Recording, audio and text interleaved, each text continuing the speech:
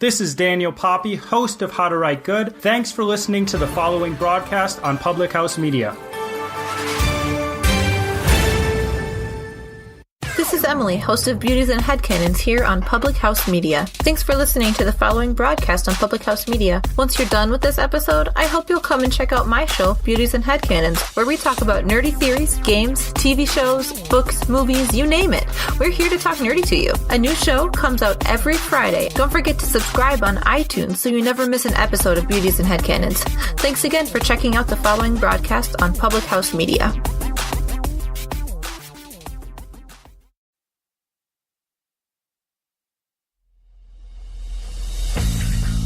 Throughout history, the course of sports has been shaped by one thing: the fans. From the moments you never dreamed of, has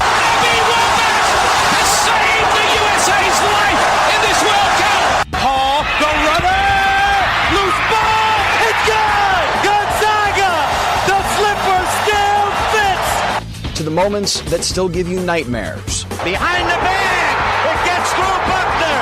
Here comes Knight, and the Mets win it. He's in. Patriots win the Super Bowl. Brady has his fifth. through the good and the bad, fans have helped change the games we watch and the players we love. They may not be the most logical people. You are a factory of sadness. I'll see you Sunday. But they know their teams better than anybody. They'll blow in the ninth. You may not always see them, but you know where to find them. After all, there's nothing quite like the view from the cheap seats. Broadcasting is part of the Public House Media Network. Grab a chair and enjoy all there is in The cheap seats.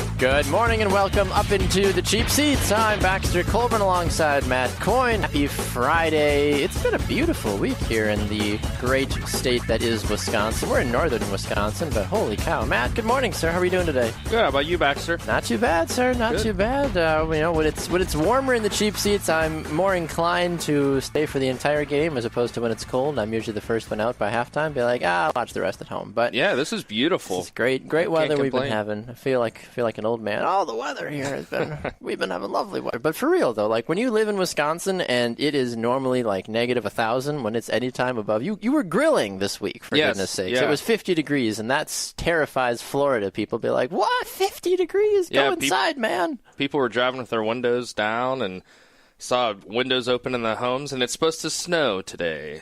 So Yeah, that's just kind of how it works here in Wisconsin. It's either you're at the beach one day, or you're back inside, cozied up with a blanket and a warm fire. Mm-hmm. But either way, hopefully, if you are inside or wherever you are, you can definitely take a listen to us here on the cheap seats. We do come out Monday, Wednesday, and Friday. You got Christian and Jonathan on the Monday show, Jeff and Max on Wednesday, and then you've got Matt and I here on Fridays.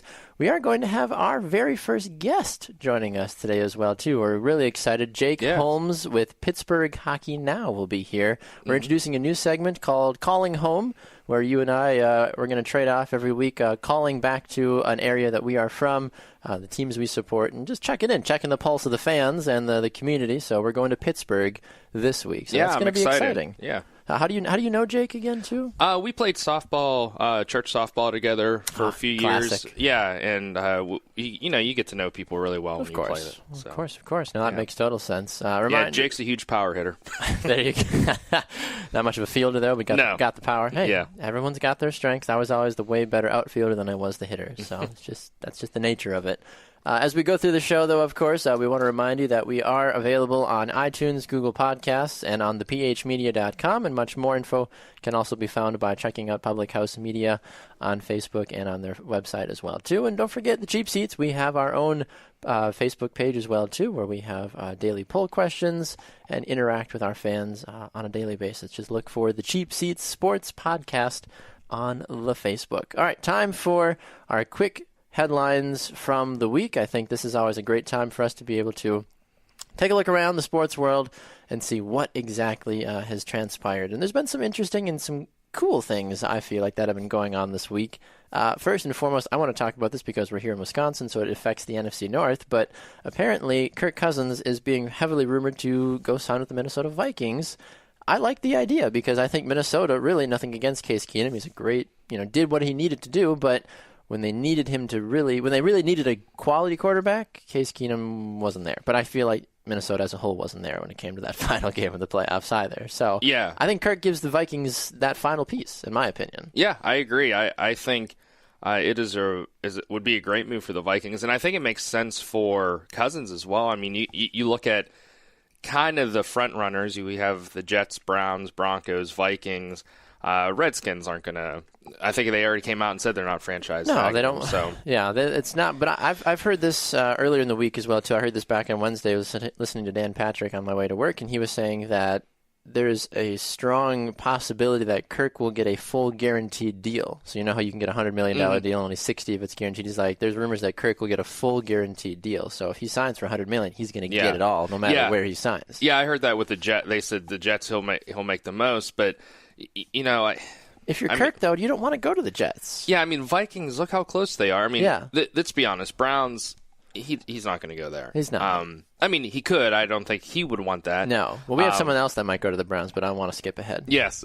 We'll get to that. So Broncos, we were just talking last week, but Vikings, he gets to play inside. He gets to he's going to get a good deal with that. He knows he has a team there who was one step away from he went to Michigan State, so he was used to already playing in the Big Ten area as a whole too. So I mean, he's familiar with playing in Madison's not Green Bay, but still you're used to playing in Camp Randall, used to playing in the cold of Michigan State as well too. So obviously it kind of got cold out east in Washington, I know, but it's a different type of weather this side of the country though. So Kirk to the Vikings, I like it. Is it going to happen? Gosh, free agency, hurry up. Hurry up and get here, please, because there's so many rumors and possibilities that I really hope do come true, but you never really know. But this is one thing that I would fully support. But then my question then to you is, if you're the Vikings, who are you keeping? You've got Brad. I mean, all of the three of their quarterbacks are free agents, which never happens. Yeah. So you've got Teddy, Case, and you've got Sam. If you had to keep, one, two more? I don't think you keep two more. You probably keep one more, right? Yeah. If you sign Kirk, obviously. Yeah, and it seems like I saw yesterday, it looks like they're not tagging Keenum, and they're not really going after Bridgewater. So I'm guessing Bradford.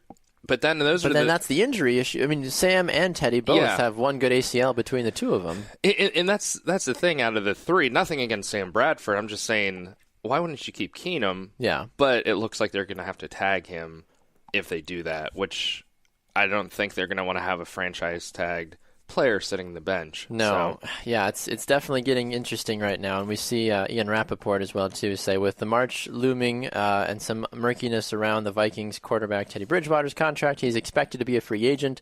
Sources say Minnesota is not planning to assert that his contract tolls and Bridgewater is proceeding as if he is a free agent. So Teddy Bridgewater is done and done, basically, it sounds like, in Minnesota. So there was rumors even in Green Bay that they were saying, well, would you guys take Sam or would you take Teddy behind Aaron Rodgers? And at this point, I would take myself over Brett Hundley right now. Yeah. In my professional opinion. But be that as it may, we'll have to kind of see where it all falls in that regard. Yeah, I mean, it's kind of where the Steelers are with Green Bay. I mean, if Rodgers goes down, right? You have Landry Jones. Who's your backup quarterback? Yeah. But you see what happens. That's the problem with these huge franchise quarterbacks. You can't afford a backup. True. So. That is the hard part about it. Flipping over to another quick headline, we've heard a lot from the college basketball world these last couple of shows here on the Cheap Seats. Sean Miller from Arizona has reportedly met to discuss the coach's future amid an FBI probe. Now, this has been reported on multiple platforms, but apparently you know a little bit more about this than I do, Matt, based off of just our conversations we've had off air. But what exactly is going on? I know there's a wiretap, and I know that there's been, a dedicated promised payment or something to a student, to a potential player? What was the deal here? Yeah, he was for freshman DeAndre Ayton. He wiretap heard him discussing this $100,000 and. This is just something else. I'm not surprised by it, to be honest with you, Baxter. I think there's going to be a lot more coming out with the NCAA with things like this. For me, it hurts a little bit on a personal side. Sean Miller was a Pitt guy. He's born and bred when Pittsburgh was looking for a coach. His name kept coming up. He said he would never leave Arizona. Now I'm glad he didn't take it. Even though last night, I don't know if you saw, Pitt lost to Virginia, who's ranked, first. Mm-hmm. They scored 37 points, 66-37. So I'm not a Stallings fan at all, but I think Sean Miller, if this comes out to be true, I think he can kiss his career goodbye. There's been some bad stuff, but I think this one. Yeah.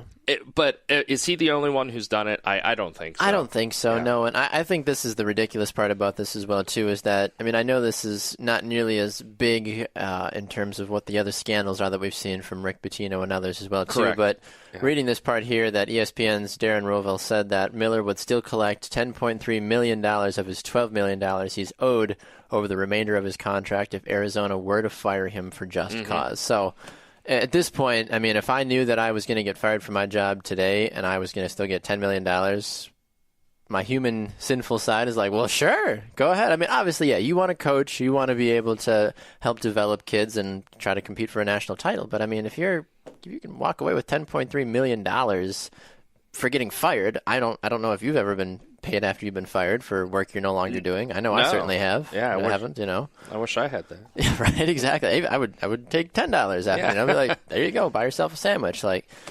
that's another thing that I know we can go down a rabbit hole for miles and miles on. But like that's one of the many things that irks me about the sports world. I agree. As a whole. Staying on the West Coast, and another quick headline here in our first segment here on the Cheap Seats. Do you watch The Bachelor? Do you watch any reality TV with your wife at all? No. We've watched a few of the music things, like America's Got Talent. That's about it. Okay. Well, fair enough. Well, on Monday night, the final 3 contestants, I will just go ahead and say I watched The Bachelor, just so we can. So when you're sitting here wondering how knowledgeable I am, this because I've watched all season, and I have watched multiple seasons. So it used to be a thing in college where I would go to my wife's roommate's apartment, and we would all sit around and watch The Bachelor. Anyway, it's the Black and the Juan Pablo era. You have no idea who that is. Anyway. Yeah, I don't know what you're talking about. Oh, yeah, Juan Pablo. What a guy.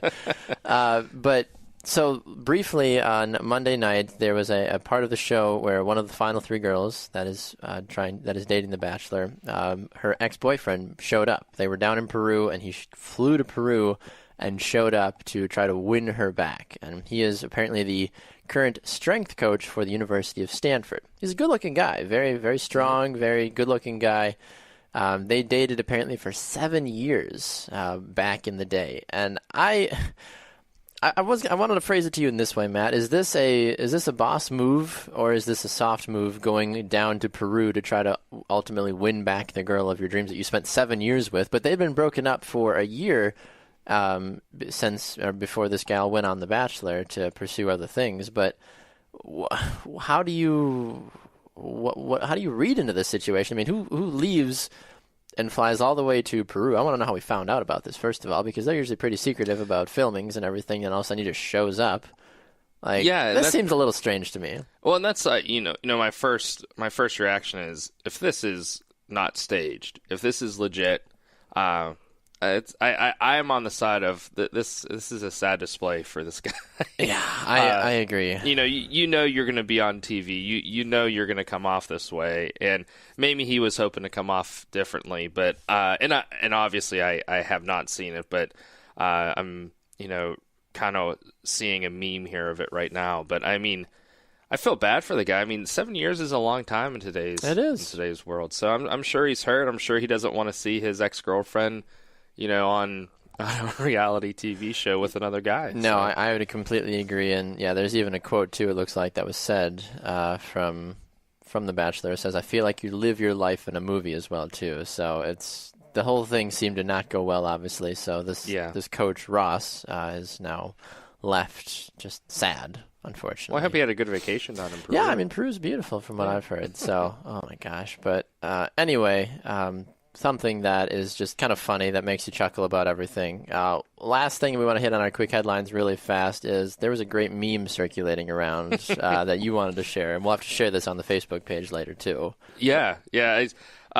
First, congratulations to U.S. men's curling. Yeah, that's in the same year, Baxter, the women's hockey team takes down Canada, and the men's curling takes down Canada. What's next? What are the odds? Canada taking down U.S. in the basketball. But yeah, there's this meme going around that says the U.S. men's curling team looks like a group of dads who tried to get away for the weekend and ended up competing for a gold medal. Sounds like a great plot line for a movie, yeah. I feel like. And it is the picture that's associated with the meme. It literally looks like four dads. Just It does. Well, because I think because the guy that is like the brother-sister duo looks like your standard, like it's got like the stash, basically, and it's just kind of funny. What a great story, though. I mean, such a fun story, and again, congratulations. We're definitely not a curling powerhouse. For anybody that is not a curling fan is like, oh, we won, yeah. Like that doesn't happen for the U.S. I hear people played up here though. We do, yeah. I mean, you and I have got a curling club down in Green Bay that I think would be a lot of fun to go to. Yeah, we should try that out. You're a youth ministry guy. We should take the kids for a field trip. Yeah, that'd be fun. I love it. All right, we are gonna zip over to a break. When we come back, we talked about a mock draft last week, just as a whole, just to kind of dive into the draft coverage. But there is a new mock draft out from CBS Sports that I find super fascinating. We know it's likely not going to happen, but I hope it does. Yes. We'll see.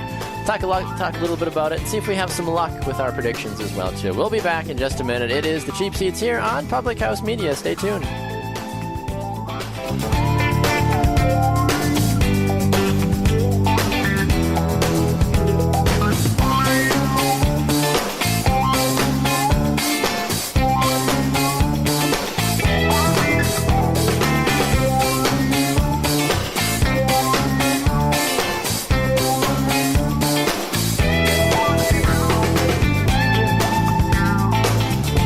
Everybody, this is Christian Heimel, host of Press Row here on Public House Media.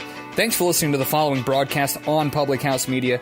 Once you're done with this episode, I hope you'll come check out my show, Press Row, where we talk about the biggest issues in sports with the analysts, experts, and reporters who cover them. No nonsense, hard-hitting interviews on the sports topics you're talking about. A new show comes out every single Thursday. And don't forget to subscribe on iTunes so you never miss an episode of Press Row. Thanks again for checking out the following broadcast on Public House Media.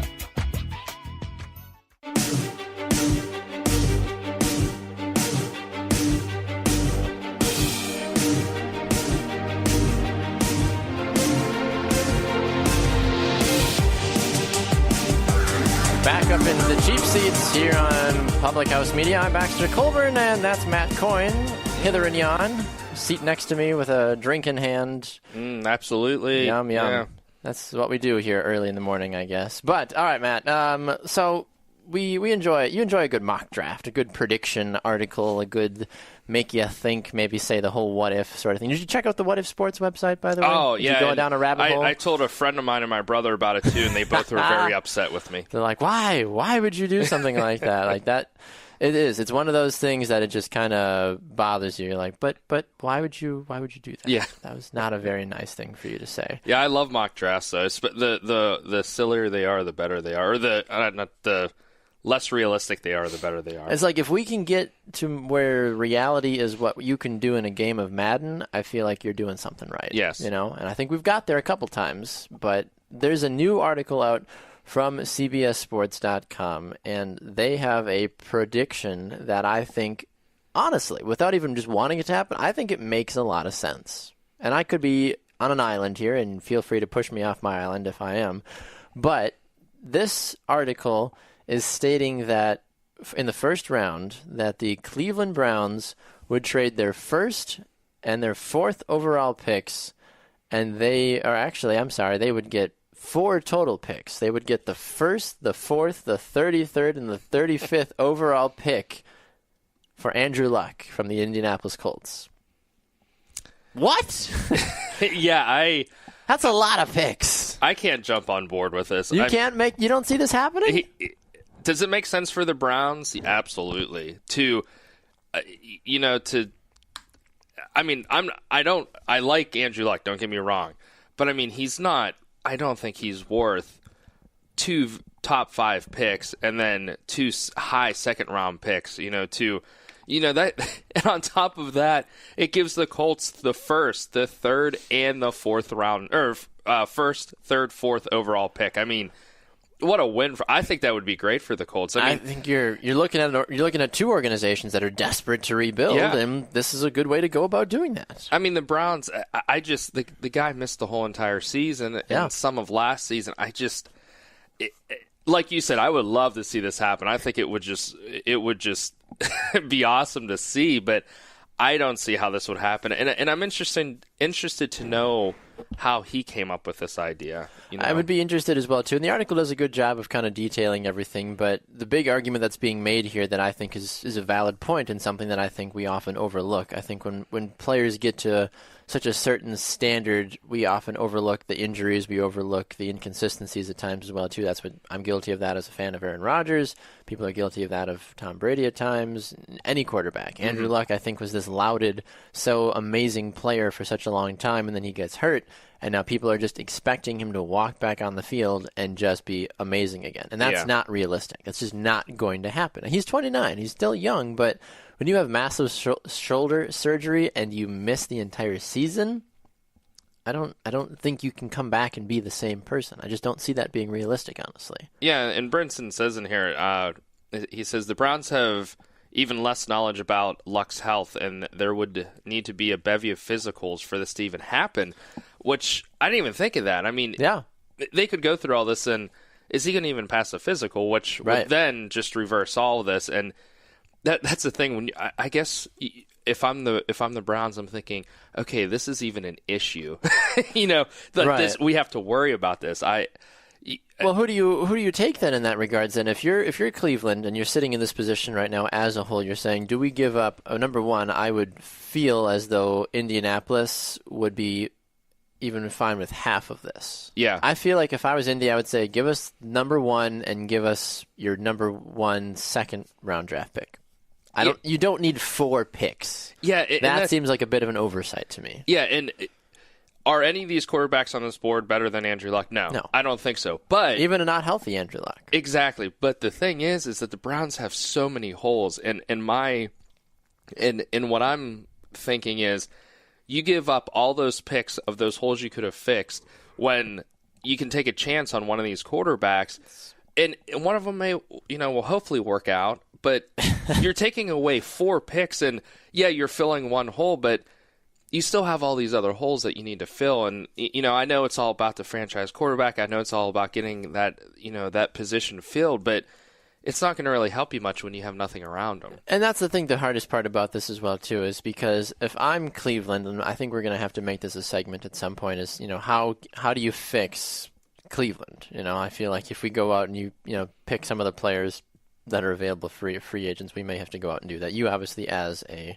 fan of the Steelers, would probably care less that we fix Cleveland, but it's always a fun scenario. And I mean, those that have followed me in my broadcasting before, and I said this last week, I was a big supporter of Cleveland just because I was like, okay, they have an opportunity to be good this year, and obviously it didn't work out. But it's all about how you really kind of be smart about it. Don't be stupid about how you go about picking your players, but. Mm-hmm. With this, the way the article says, the Colts would take Sam Darnold at number 1, the Giants would take Josh Allen at 2, Colts would then take Bradley Chubb at 3, and then they would take Saquon Barkley at 4. Obviously, that's immediate upgrades at the quarterback, the running back, and the defensive end position. All 3 things that I feel like any team would always take any more depth and help at. Indy's got Frank Gore. I think he's one of the more underrated running backs in the league, but Frank Gore, in my opinion, is not going to be consistent and very good for much longer. Exactly. Indianapolis has had a good track record of drafting young, promising quarterbacks and them turning out to be superstars. Mm-hmm. Peyton Manning, Andrew Luck. Obviously, there was that wonky year there when you had Matt Hasselbeck running the show at 47 years old and, a cane and 2 crutches, but they made it work.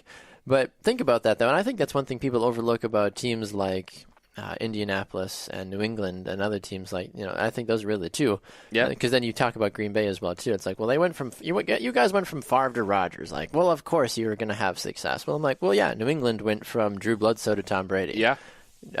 You look at Indianapolis. They went from Peyton Manning to Andrew Luck. I mean, not all teams are going to get lucky like that, but usually you have to go through some sort of tragedy or some sort of a down year to get that player. And I know that's what all these teams are hoping to do, but, I mean, You have Jarvis. Who's Landry Jones? Yeah, is the backup. Jones, I don't think the Landry Jones era is getting hyped in Pittsburgh right now. No, and I mean it's scary. I mean they picked up Josh Dobbs last year from Tennessee, the rocket scientist. But he's awesome. Yeah, but it scares. The Colts fans are probably scared. They is Luck going to come back? Is he going to be like he was before? Because if not, they have a very long road ahead of them. So and there's these rumors of Chuck Pagano leaving and getting fired finally. And I mean, Indy is for sure one of the top 3 most problematic franchises right now, in my opinion.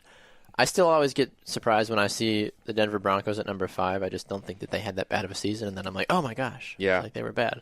But Denver's not in a state of disarray. The Jets, yeah, they are. Tampa, no, they're fine. Chicago, they're a couple players away. They're in that rebuilding swing. Mitch Trubisky, I think, is going to help them a long way, honestly. Yeah. San Fran, they're fine. They've got their guy now with Jimmy. You've got Oakland. We'll talk about Oakland another day. Miami's a bit of a mess, but Cincinnati's kind of figuring stuff out. Washington, but then you start getting up the board farther with Green Bay and other teams. It's like, well, they've kind of got it figured out, but yeah, it's a passing league. That's the reality of it. So finding players, and especially quarterbacks, that are going to accentuate that is huge. And I don't know. I feel like if I'm New England or if I'm Indianapolis, I say we'll do this deal if number one Andrew's healthy. Because if I'm at this point, if I'm Indy, I say, hey, let's cash out while we can. We've got still something valuable where he's depreciated value now because obviously he has been injured significantly and missed a whole season. So there goes whatever other growth we might have had from him. Yeah. Obviously, if Luck doesn't get hurt last season, we don't have this conversation. Yeah, I mean, in my opinion, this is just all win for the Colts. I think this would be. This would just be something else that Browns fans would. Like, I mean, son of a gun.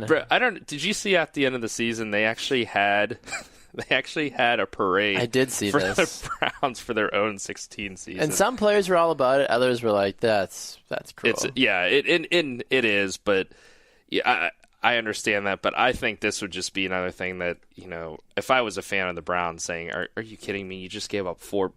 But who knows? Maybe they're like, "No, we want this big name in here." But it seems like it's just a black hole for any quarterback that goes in there. Yeah. And I'm saying you're giving up the chances to get these other positions for a position that has not worked out for you. Yep, I would agree with that. All right, we need to run to a break, Sir Coyne, because we have a great guest coming up next segment where we are going to be joined by Jake Holmes from Pittsburgh Hockey Now. So we're going to talk about hockey, which is totally outside of my wheelhouse, but that's what we do on the Cheap Seats. We bring in people that are friends, that are family, that know what's going on in the sports world and can provide us with hopefully more insight when it comes to figuring things out in that regard. So hang tight. We're going to be back with a good friend of ours here, Jake Holmes, in just a little bit, and see what we can figure out about the hockey scene and much more in our Calling Home segment coming up next on the Cheap Seats.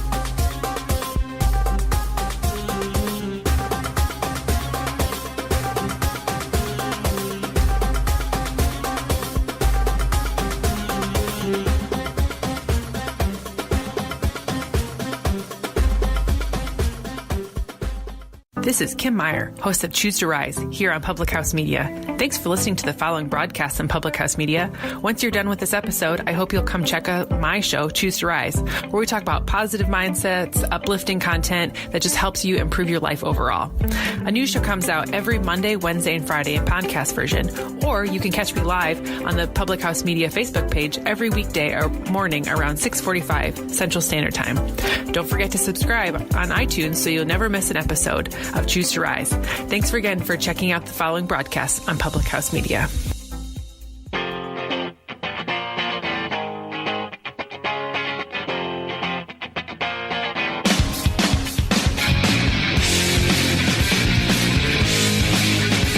Welcome back to the Cheap Seats here on Public House Media. I'm Baxter Colburn alongside the man that knows all about Teen Spirit, Matt Coyne. How are we doing, Matt?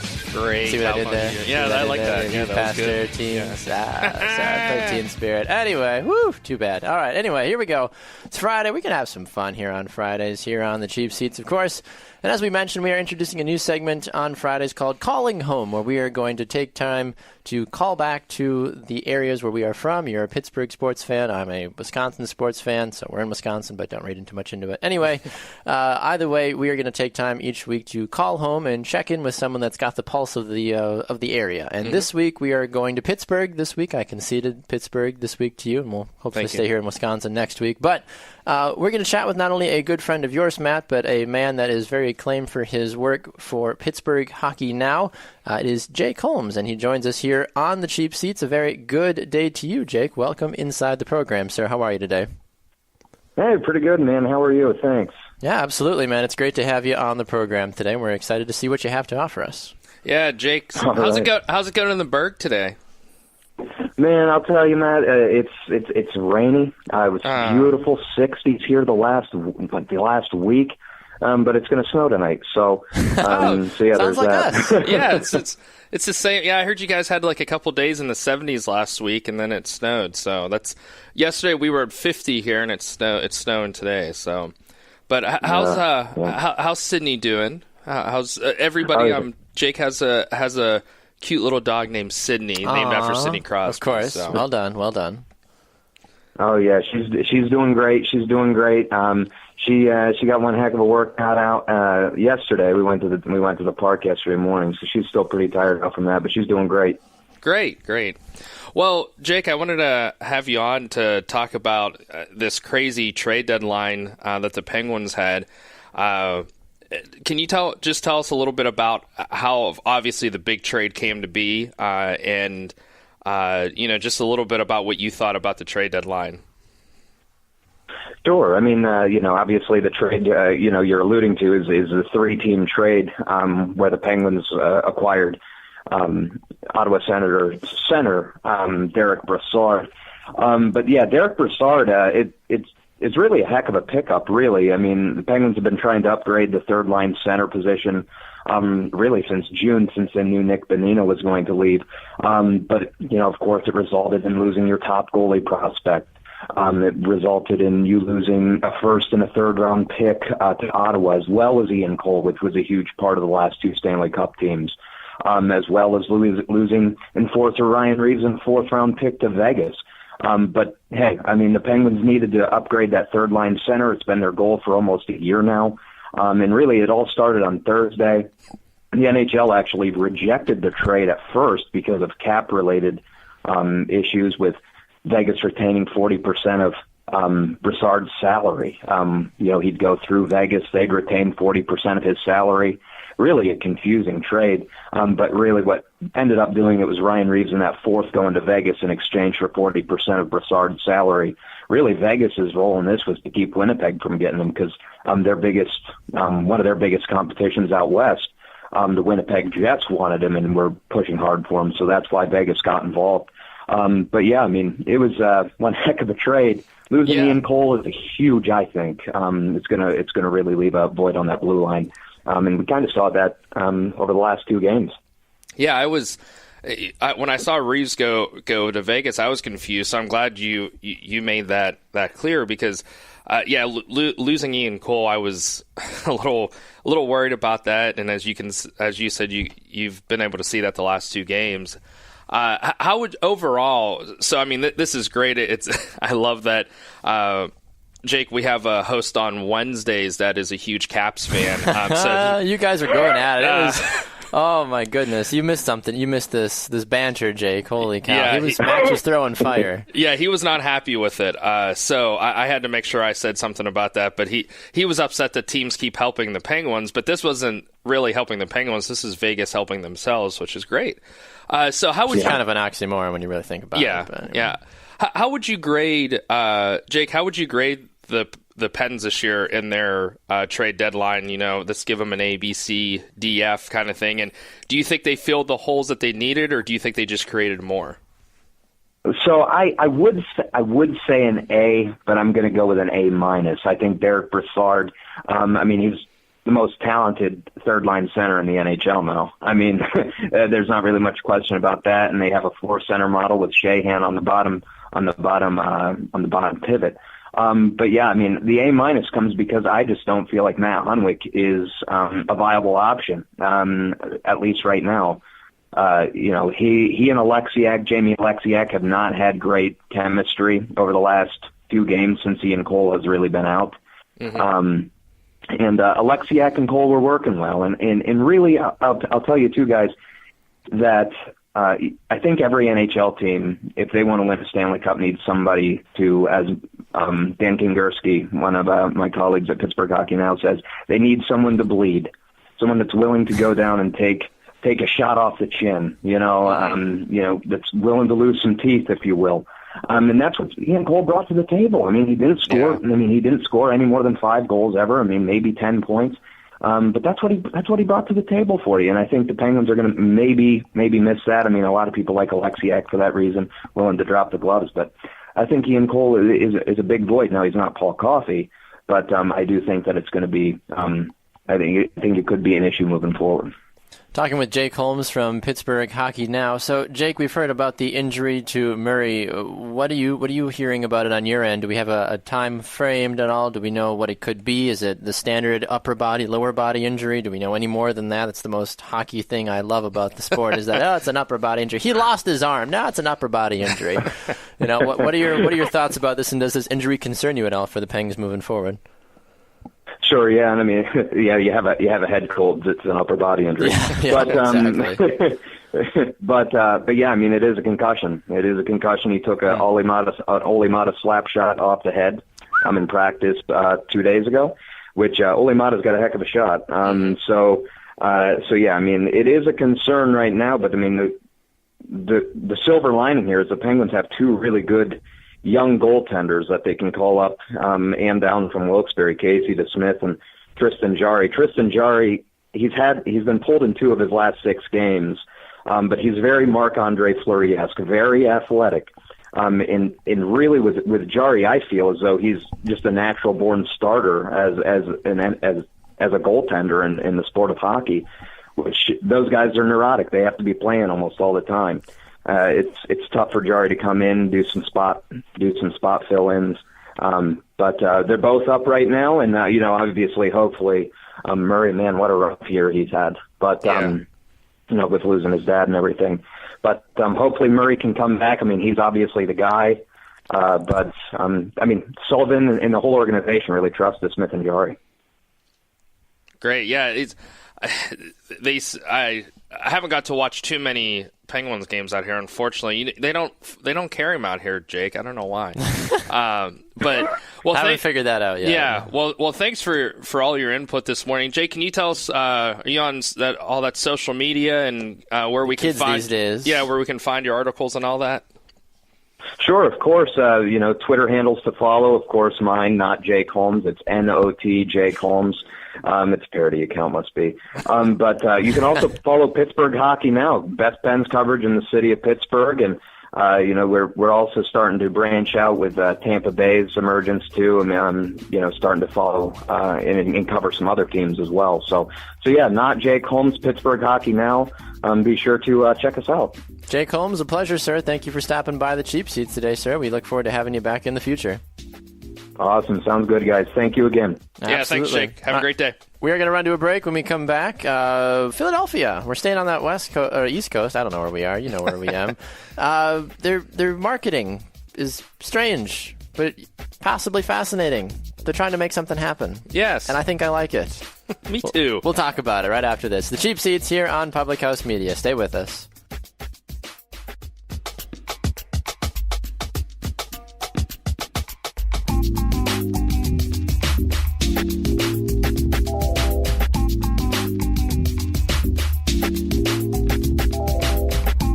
The this is Rachel Mullins, host of #NoFilterFriday here on Public House Media. Thanks for listening to the following broadcast on Public House Media. Once you're done with this episode, I hope you'll come check out my new show, #NoFilterFriday, where we talk about all of the sexual misconduct allegations swirling around Hollywood. A new show drops every Friday at 8:30 Pacific Standard Time. Don't forget to subscribe on iTunes so you'll never miss an episode of #NoFilterFriday. Thanks again for checking out the following broadcast on Public House Media.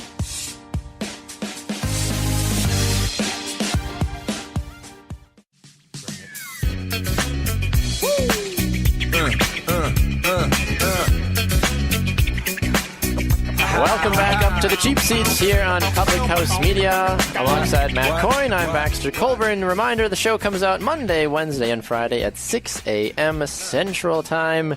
For those that are iTunes folks, we're on there. Subscribe to us. If you're on Google Podcasts, subscribe to us there. If you're Stone Tablet, Pigeon, Messenger, I don't know. We are all over the place, and we'll get the show to you somehow. Matt and I will come and do a show live in your living room for you. We are that nice. Yeah, that'd be fun. I'd enjoy that. That's the best way to incorporate fans, I feel like, is having an ultimate fan off. You know, I think it's cool. I mean, at my workplace, I think everyone's pretty much Packer fans, but for your workplace, your boss is a Saints fan. Yeah, we have Saints, we have Patriots, we have Packers and Steelers. That's quite wow! I just realized that saying that out. Wow. I mean, you got some pretty good franchises, and you guys got some pretty good quarterbacks there too, just between the five of you guys there. Yeah. So not a bad scenario to be in as well too. But speaking of scenarios, and not a bad place to be in, there is a unique and I must say applaud-worthy marketing campaign taking place right now by the Philadelphia 76ers. And I'm not talking about what they do on social media or what they do for their in-game promotions. They are trying to recruit LeBron James over the summer to come and play for Philly. Now, how are they doing that, you might ask? Well, thank you for asking, Matt. They are running billboards in Philadelphia that have like what you would look at for a whiteboard for like the starting five and the numbers that you'd write on there, with the four current players for the 76ers, and then a new one that has number 23 with a crown on it, of course, for the King. And the billboard says, "Complete the process. #Philly wants LeBron." First of all, I feel bad for whoever that guy in the starting five is that gets dropped for LeBron. He's probably like, come on, like, you put this guy on the board? You finally put a billboard up about us. Right, and I'm the one that's sitting on the bench. Like, I'm sure whoever the guy is that looked at the starting five and realized that obviously LeBron's going to take his spot. He's probably like, it's fine, it's LeBron. But I love this. I think it's great. I don't know if I like the idea of him going to Philly. No, I think I do. I think I kind of do. Philly hasn't been relevant since a long time ago. I don't remember the last time Philly was relevant. Allen Iverson was pretty much the last time, I feel. And honestly, I even forget about Iverson being there. Yeah, and yeah, I mean, this is just another team in the hunt. I don't know if I don't see this being like a place for LeBron. He seems the more and more I hear LA, I mean, he's just like that big lights kind of guy. I know people say, well, Cleveland's not that, but that's his home, and that's. Yep. Miami was big for him. Didn't Miami do the same thing? Did they? I thought they put up billboards as well that said something about, bring him here and make this happen kind of thing. Oh, boy. But I wish I was good enough at something that people put huge billboards up and said they wanted me. I want you, Matt. Thank you. Thank you, Baxter. We want you here on the cheap seats, and that's important. And I'm happy. I love to be up here, so it's great. Well, good. I'm so glad to hear that. But this whole thing is just fascinating to me because I like the idea of LeBron getting out of Cleveland. I like the idea of a team that's not as sexy getting the opportunity to get a good player but him. Mm-hmm. I mean, but at this point, though, if you're LeBron, we've heard talks about him maybe going to L.A. We heard LeVar Ball trying to recruit him over there. And then we've heard rumors of maybe like even Milwaukee trying to be a team to get him. I mean, LeBron and Giannis on the floor together would be amazing. Yeah. I mean, but realistically, yeah, the 76ers have probably the most complete roster in terms of, a place that LeBron could plug and play and not feel too much of a drop in production. Mm-hmm. But honestly, half the guys Cleveland trots out every night, I don't even know who they are. Yeah, and I think, with LeBron, he can go where he wants. I mean, well, of course, because we talked about this a little bit last week. If he's on the court, he makes your team, NBA Finals competitor. Absolutely. Right there. Instantly. Yeah, and so obviously 76ers are having a great year, so I don't think, it's not like they're this terrible, like Cleveland before he got there, when he came from Miami again. they weren't doing anything. They weren't going anywhere. He comes and they've been to how many finals has he been to in a row? Just insane. Too many. I've lost count. So I would like to see it. I mean, the Eagles just won the Super Bowl. Maybe this will be the Sixers. It's time for them to make it to the finals here in the NBA. Yeah, I would agree with that. I'm curious to see where this all kind of falls in that regards. I'm interested to see if LeBron does do this. I think that at this point, I think LeBron has kind of become that player that as long as he doesn't go to Golden State, I think people are fine with him wherever he goes. I agree. Yeah, I think. I mean, you kind of saw the Kevin Durant backlash when he did that, and right. I've heard Stephen A. Smith say, he would be a sellout, or I would think of him so much less, but. How can you say you're going to think less of a guy like LeBron, who's now got 30,000 points, 8,000 rebounds, and 8,000 assists? Is that what it was? Because he just hit 38 and 8 all time. I believe, a couple days ago. Yeah, I forget if it's the assists, but. And I guess my thing is he's not going to go to Golden State. I just don't think that's going to happen. If that does, the rest of the teams might as well forfit the whole season. I think you start trading all your players to like one or two teams and say, let's just stack just it up. Hope, yeah. Right. But it's really this is gonna be another LeBron watch year. I think wherever it's gonna be lots gonna back this, and the Sixers coming up as one of the teams. I don't know if this is legit. I don't know if this is a fan who said I'm gonna put up billboards or. But maybe it's a fan that's got a lot of money. Yeah, and billboards maybe are not cheap. Well, yeah, I actually saw the guy owns the billboard company. I looked it up. I wanted to see. At least that's what this one story says. So, I think if he goes there, that would be great. Maybe they had no thoughts about it, but they see these billboards, they're like, let's try it out. Well, I mean, reporters asked LeBron about it as well, too, and there's a video that came out of LeBron saying that people in the respective city want me to play for them. He said, I think that's cool. That's dope. I mean, sure. Yeah. Like you said, I mean, if you had zero, interest in going and being a youth pastor in, wherever, Fort Myers, Florida, but Fort Myers is putting out billboards saying we want Coyne, you'd be at least like, well, that's kind of cool. Well, that's what they did here. Right, yeah, that's how we There's a little yard sign that I saw. Bring Matt. It's like, what? It's like, the size of your hand, basically. Yeah. Like, it was there. I saw it. I'm like, all right, fair enough. But yeah, the LeBron idea is intriguing. I'm for it. If he doesn't go to Golden State, I feel like, but what about if he goes to Houston? I feel like Houston's kind of that next team, aren't they? Baxter, where do you see him go? Where do you? I see him going to a team that he can mentor another superstar. I feel like because he knows that he's going to have to pass his reign off here soon, and I think he could, like I said, he could pass it off to a Ben Simmons or anybody that's the Philly 76ers have right now. Obviously, yes, I would love him to go and mentor Giannis. I think that would be great. We could go see him play. Yeah, exactly. LeBron and Giannis, I think, would be phenomenal. Will it happen? Most likely not. However, I still think that could be an opportunity to really showcase so much. That would be a good time. I really do. And I feel like if I'm LeBron at this point, I said, look, I've won my championships. Whatever people are going to say about me versus Jordan is totally irrelevant at this point. I've played for the good teams. I've made teams good because I'm that good. But I feel like it's time. If I'm LeBron, I want to start giving back and start mentoring the next generation. So I want to go to a team that has a couple of young, promising players and start taking time to pour into them, so that way they can then carry on my style, my legacy as a whole moving forward. So yeah, makes sense. We'll see. But Philly, though, it's not a sexy destination. Yeah, I don't know if he does that. That's the part that I'm just confused on. We'll find out. You're right. All right, last segment coming up here for us on the Cheap Seats as we do a quick look into the weekend. Matt's going to make fun of me for how terrible I was at our predictions this last week. And we'll wrap things up and tell you a poll question. It's all coming up as we wrap things up here in the Cheap Seats on Public House Media. Stay tuned.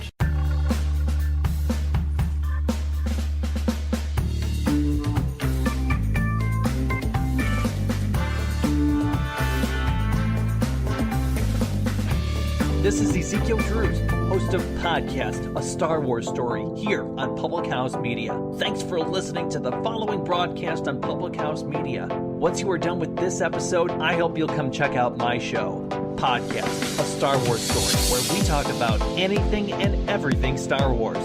A new show comes out bi-monthly. Don't forget to subscribe on iTunes so you never miss an episode of Podcast, A Star Wars Story. Thanks again for checking out the following broadcast on Public House Media.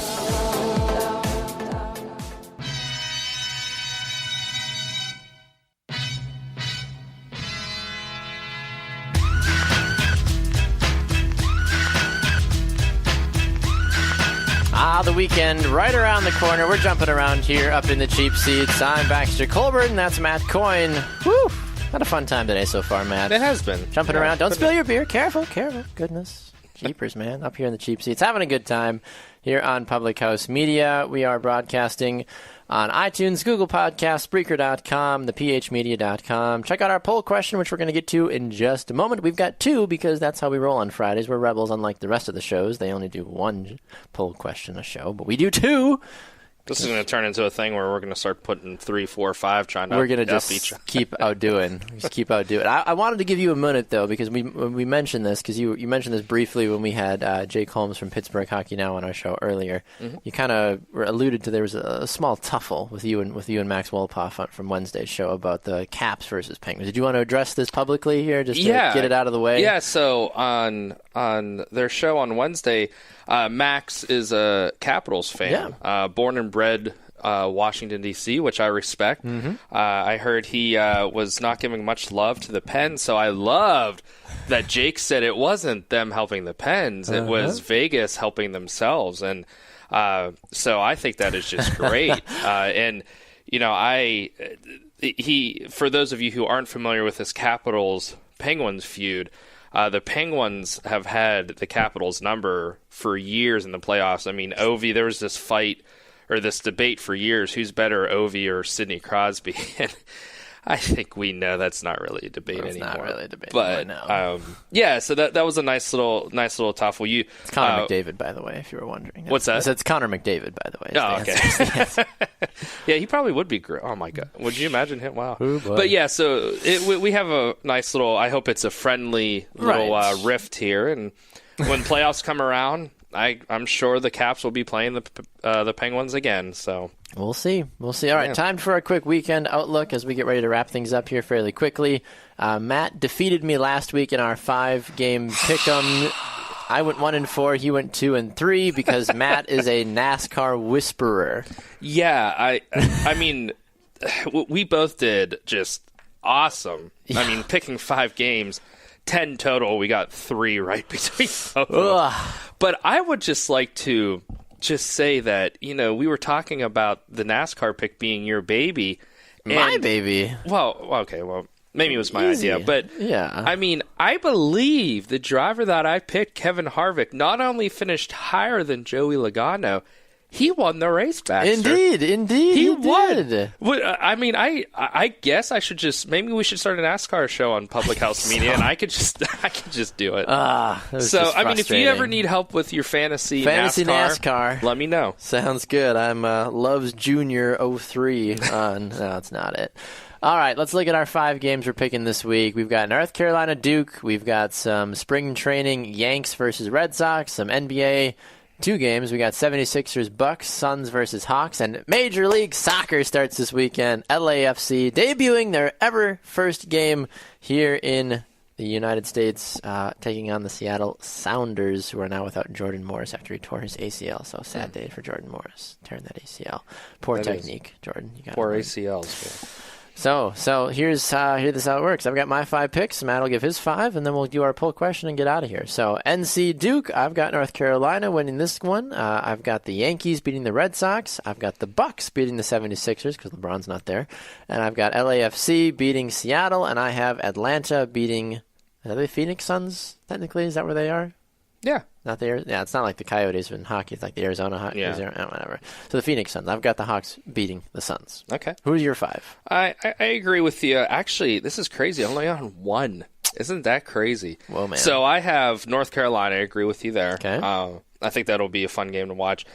You ready for this next one? Please. I'm picking a tie. It's spring training. Games end in ties all the time. I think they'll play 9 innings. I am calling now. Russell Wilson will hit a home run, and so will Giancarlo. Yeah, and so will Giancarlo. And Aaron Judge. Can you imagine, though? Like, that would be a sweet little lineup there if Russ actually played for the Yankees. Yeah. Russell Wilson comes up and Tim Tebow for the New York teams. I just thought of that. That'd be cool. That would be cool. Subway. A lot of Jesus. Yeah. And I have the 76ers because I think that the hype of LeBron is going to get them excited. I am picking Seattle because I know nothing about soccer, and I feel like Seattle is a good team.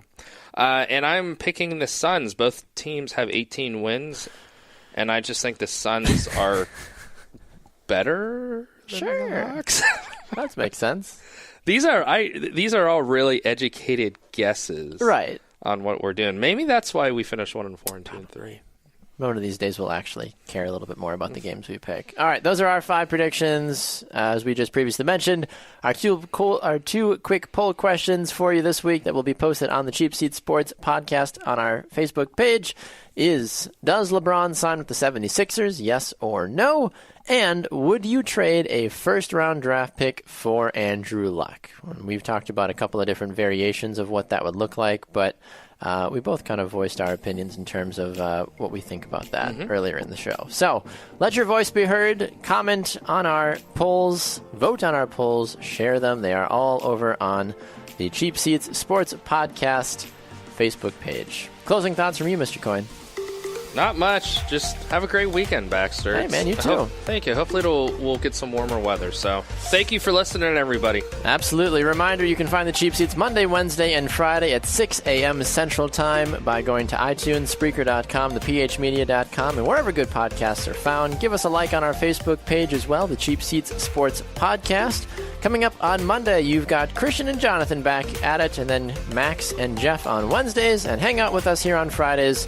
Special thanks to Jake Holmes from Pittsburgh Hockey Now as well for joining us on our Calling Home segment. We go to Wisconsin next week, so we'll see what we've got going on. Maybe there'll be some good Packer news or something for us to hit on. Either way, for Matt Coyne, I'm Baxter Colburn, and everyone here at Public House Media, thanks for tuning in and joining us up in the cheap seats. We'll see you next time. Have a great weekend.